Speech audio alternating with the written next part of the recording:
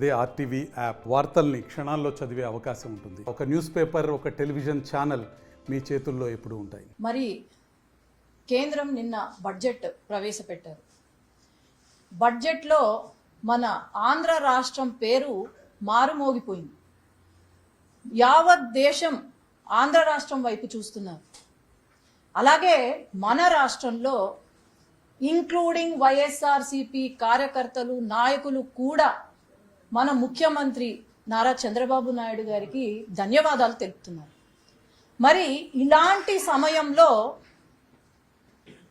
జగన్మోహన్ రెడ్డి గారు ఢిల్లీకి వచ్చి ధర్నా పెట్టడం అంటే మరి ఆయనకు ఈజీ మెంటలీ సేన్ ఆర్ ఏమన్నా మెంటల్గా ఏమన్నా ప్రాబ్లం ఉందా అనేది నేను ఈరోజు ప్రశ్నిస్తున్నాను.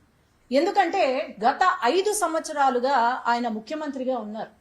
5 సంవత్సరాల్లో ఒక్కసారి కూడా ఢిల్లీకి వచ్చి మరి మన రాష్ట్రం భవిష్యత్తు గురించి ఆలోచన చేయని ముఖ్యమంత్రి గారు ఢిల్లీకి వచ్చి ఎంతసేపు అక్కడ వాళ్ళ పార్టీలో ఉన్న క్రిమినల్స్ని సేవ్ చేయడానికని ఢిల్లీకి వచ్చే జగన్మోహన్ రెడ్డి గారు 5 సంవత్సరాల్లో ఒక్కసారి కూడా బడ్జెట్లో ఆంధ్ర రాష్ట్రం పేరు తీసుకోరాని సత్తా లేని జగన్మోహన్ రెడ్డి గారు మరి ఇప్పుడు 5 సంవత్సరాల తర్వాత వచ్చి లా అండ్ ఆర్డర్ గురించి మాట్లాడుతుంటే మరి నవ్వొస్తుంది.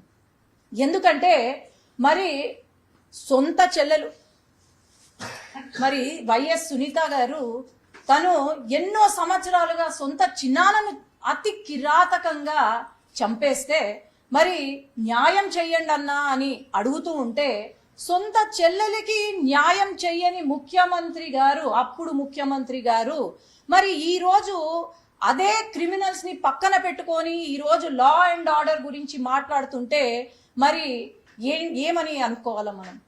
ఆనాడు ఎన్నో జరిగాయి, హత్యాయత్నాలు జరిగాయి, హత్యలు జరిగాయి. ఒక ఎమ్మెల్సీ డ్రైవర్ని చంపి అతి కిరాతకంగా చంపి డోర్ డెలివరీ చేస్తే ఆనాడు మళ్ళీ పక్కన పెట్టుకొని రాజకీయం చేసిన జగన్మోహన్ రెడ్డి గారు ఈరోజు ధర్నా చేస్తున్నాడంట. ఒక ఎస్సీ డాక్టర్ మాస్కులు అడిగితే ఎంతో అతి దారుణంగా టార్చర్ చేసి చంపిన వ్యక్తి ఈరోజు ధర్నా చేస్తున్నాడంట.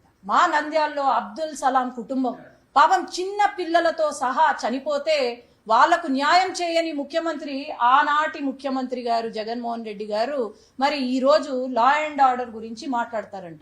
మరి ఈరోజు ఒక 2 రౌడీ షీటర్లు, అప్పుడు వైసీపీకి సంబంధించిన వాళ్ళే వీళ్ళు, రౌడీ షీటర్లు గొడవ పడితే వాళ్ళ పర్సనల్ గొడవను ఈరోజు రాజకీయం చేస్తున్నారు, శవ రాజకీయం చేస్తున్నారు. నేను ఎందుకు అంటున్నానంటే శవ రాజకీయం అని, ఆనాడు తండ్రి గారు వైఎస్ రాజశేఖర రెడ్డి గారు ఎంతో గొప్ప వ్యక్తి. ఆనాడు అతని శవాన్ని రాజకీయంగా ఉపయోగించుకొని, ఎందుకంటున్నానంటే గెలిచిన తర్వాత ఆయన ఫోటో కూడా వెయ్యలేని ఘనత ఈ జగన్మోహన్ రెడ్డి గారి. తల్లి పేరు కూడా, తల్లి పదవిని కూడా తీసేసిన వ్యక్తి ఆ రోజు చేసిన ఘనత జగన్మోహన్ రెడ్డి గారిది. మరి ఈ శవ రాజకీయాలు చేసుకుంటూ ఎన్నాళ్ళని మరి రాజకీయాలు చేస్తారు.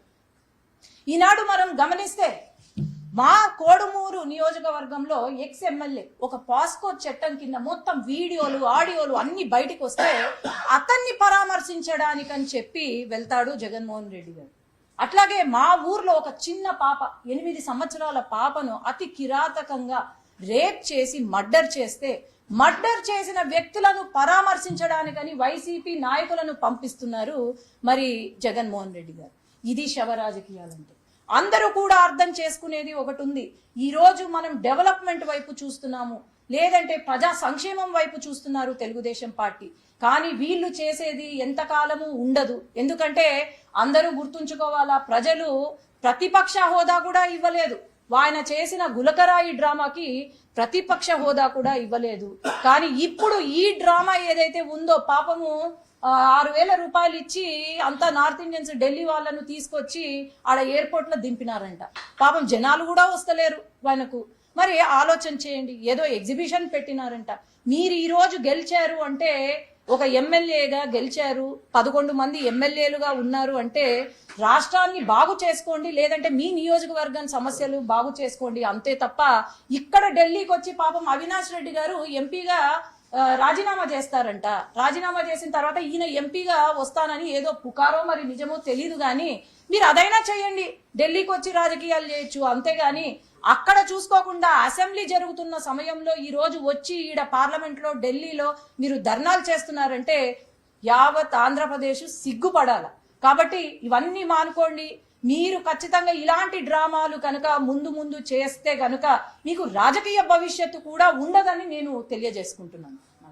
మరిన్ని వీడియోస్ కోసం ఛానల్ ని సబ్స్క్రైబ్ చేయండి, లేటెస్ట్ అప్డేట్స్ కోసం వాట్సాప్ ఛానల్ ని ఫాలో చేయండి అండ్ లింక్ డిస్క్రిప్షన్ లో ఉంది.